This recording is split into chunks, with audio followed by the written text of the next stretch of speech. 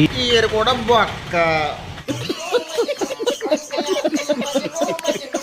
గుర్తుపెట్టుకో మిత్రమా, తల్లిదండ్రులు మనకి పెళ్లి మాత్రమే చేస్తారు.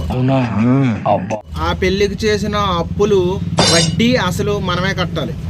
నిజమా?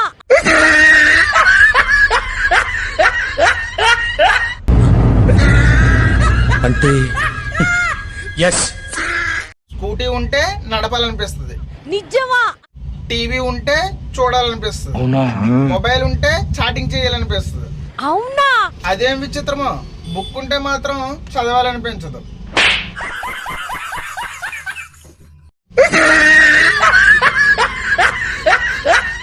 ఈరోజు ఉదయాన్నే ఒక కంపెనీకి ఇంటర్వ్యూకి వెళ్తే tell me your sweet name అన్నాడు. నాకు జిలేబీ అంటే చాలా ఇష్టం సార్ అన్నా. అంతే, నా వైపు ఎగాదిగా చూసి బయటకు పొమ్మన్నాడు. జిలేబీ అంటే ఇష్టం లేదేమో.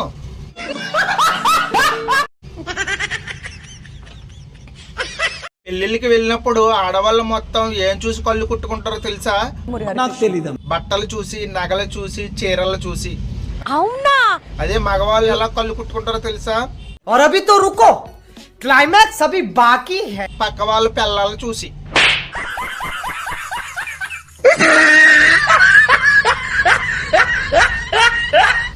లవర్ మీద కోపం లివర్ మీద చూపించకూడదు మామా.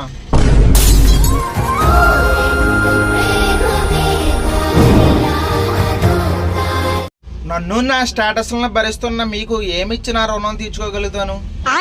అందుకే ఈ నెలాఖరున 2024 క్యాలెండర్లో మీకు ఉచితంగా ఇద్దాం అనుకుంటున్నాను.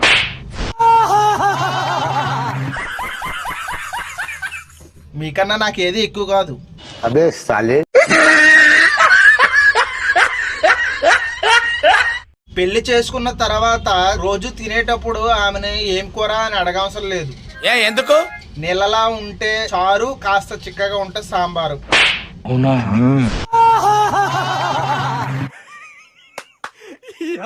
ఏం ఫీల్ ఉండదు మామయ్య.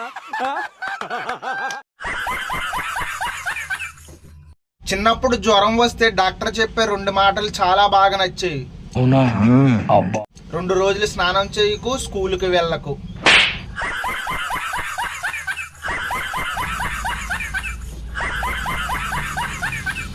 ఏ స్వార్థం లేకుండా తాను ఖాళీ అయ్యి మనల్ని ఫుల్ చేసేది ఒకటే ఒకటి. అవునా? అది ఒక మందు బాటిల్ మాత్రమే. అబే సాలే.